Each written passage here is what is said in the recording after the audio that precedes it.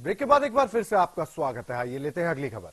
अब खबर मथुरा से है। मथुरा के थाना गोवर्धन इलाके में गांव मधुरी कुंड में एक महिला का शव कुएं में मिलने से सनसनी फैल गई।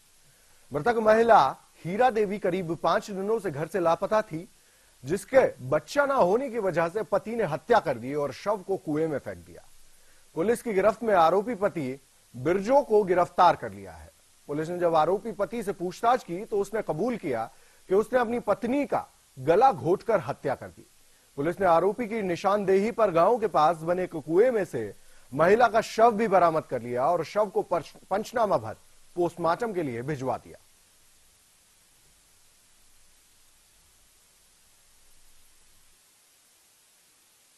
जो नाम का व्यक्ति था, उसकी पत्नी थी, उसने उसकी डेड बॉडी मिली आज एक कुएं में पड़ी हुई। जब इसमें तहकीकात की गई तो पता ये चला कि इसका पति जो बिरजो था, उसी ने अपनी पत्नी की हत्या कर दी है। प्रारंभिक जांच में ऐसा लग रहा था कि जैसे गला दबा के या गला घोंट के मारा है, उसको खेत में मार के फेंक दिया था। बाद में उसने कुएं में, खेत में मारा और बाद में कुएं में फेंक दिया और परिक्रमा करने के लिए बुलाया था रहने वाले जुनसुटी के, जिसमें इसके पति गिरफ्तार। वहीं श्रावस्ती में जहां जिले के जूनियर हाई स्कूल प्रांगण में श्रावस्ती स्थापना दिवस मनाया गया, वहीं इस अवसर पर भव्य कार्यक्रम का आयोजन भी किया गया, जिसमें सभी विभागों के अधिकारी समेत कार्यक्रम में हजारों लोगों ने शिरकत की। इस कार्यक्रम में विभिन्न विभागों द्वारा लाए गए स्टॉलों से शासन द्वारा चलाई जा रही योजनाओं को भी बताया गया। इसी के साथ ही जिला अधिकारी ने मंच पर ही कलम और डस्टर उठाकर शिक्षा और व्यवस्था के मामले को और बेहतर बनाने के लिए लोगों को प्रशिक्षित किए जाने इस आयोजन में सरकारी योजनाओं से लोगों को अवगत करवाया जा रहा है। वहीं दूसरी और 50 घंटों से जिले की विद्युत व्यवस्था धराशायी है। योजना में लोग गर्मी से तड़प रहे हैं। भीषण गर्मी में जिले के कौन कौन से आए लोग प्यास और गर्मी से तड़प रहे हैं, जिससे लोग काफी परेशान हैं। वहीं मौके पर फायदा उठाकर कुछ मासूम बच्चे पंडाल में घुस आए और लोगों को पानी की थैलियां बांटी।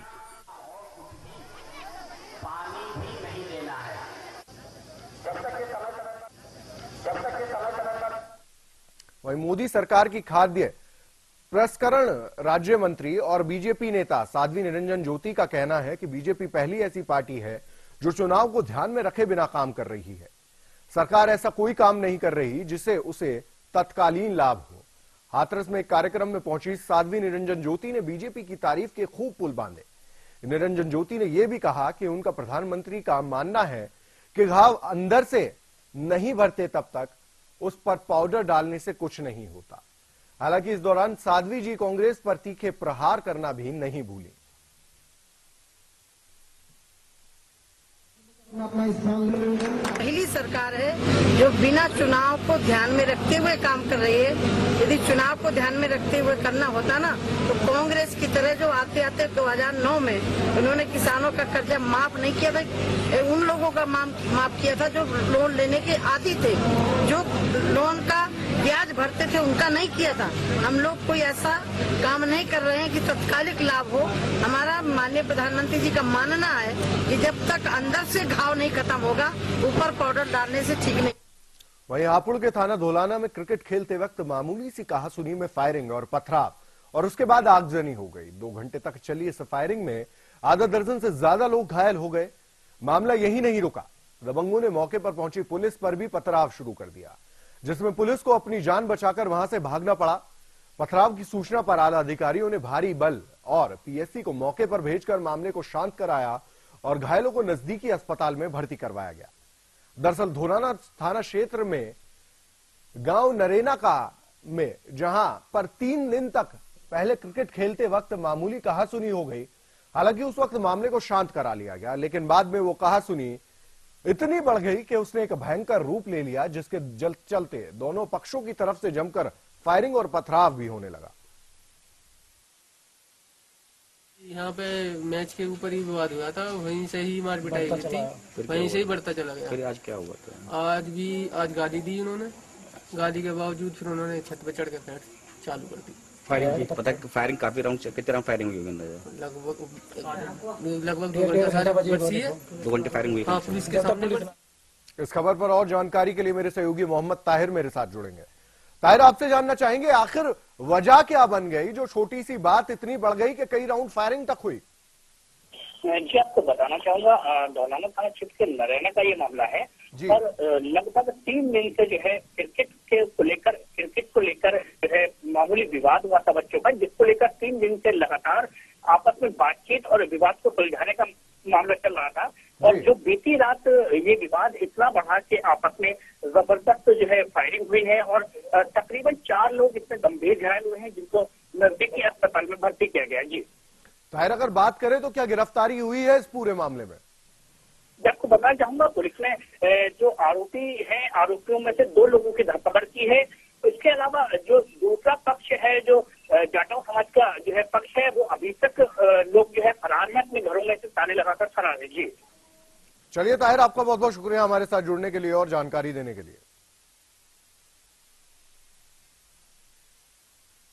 खबर मऊ से है, जहां जनपद के रेलवे स्टेशन पर एक फर्जी टीटीआई को पकड़ लिया गया है। आपको बता दें, एक युवक को शक हुआ टीटीआई पे, जिसके बाद वे युवक ने शिकायत की और सूचना पर पहुंची पुलिस ने युवक को पकड़ लिया और उसके बाद युवक को पकड़कर जीआरपी थाने पहुंचा दिया गया। जिसके बाद जब पूछताछ हुई तो युवक का सारा काला चिट्ठा खुलकर सामने आ गया और नकली टीटीआई की सारी कलई पुलिस वालों के सामने साफ तौर पर खुल गई।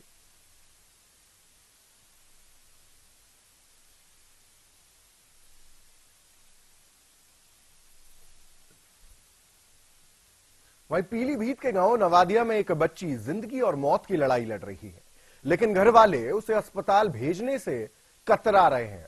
दरअसल ये बच्ची आकाशीय बिजली गिरने से झुलस गई, जिसके चलते बच्ची के परिजनों ने उसे रेत में दबा रखा है। उनका मानना है कि ऐसा करने से वो ठीक हो जाएगी, लेकिन उसकी हालत दिन पर दिन बिगड़ती जा रही है। हालांकि आसपास के लोगों ने और चिकित्सकों ने बच्ची को अस्पताल में भर्ती करवाने को कहा, लेकिन परिजन अंधविश्वास में इतने डूब गए हैं कि उन लोगों को बच्ची का दर्द तक दिखाई नहीं दे रहा।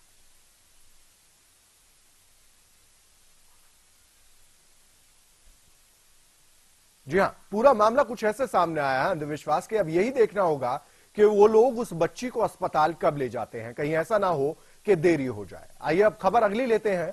बांदा से ये खबर है, बांदा के मवई बाईपास के पास तेज रफ्तार से आ रही बोलेरो कार अचानक अनियंत्रित होकर खाई में जा गिरी। इस हादसे में कार सवार दर्जन भर यात्री घायल हो गए। सभी घायलों को अस्पताल में भर्ती कराया गया। बताया जा रहा है कि अचानक गाड़ी के ब्रेक फेल हो जाने के कारण यह हादसा हुआ। ये मवई बाईपास के पास एक घटना हुई थी, जिसमें बोलेरो पलट गई, जिससे कि 6-7 लोग घायल हैं। सभी का सामान है, एक व्यक्ति को भर्ती किए गए जिसके नाम में चोट है, बाकी सब ठीक। हम जा रहे थे मुंबई। फिर क्या हुआ? अरे भैया हम बैठे थे, हमको पता भी नहीं कितने टाइम हो गया, हम तो बीच में बैठे थे। हुआ क्या? अचानक से गाड़ी खाई में गई क्या? इस बुलेटिन में फिलहाल इतना ही। मुझे दीजिए इजाजत और देखते रहिए। नमस्कार।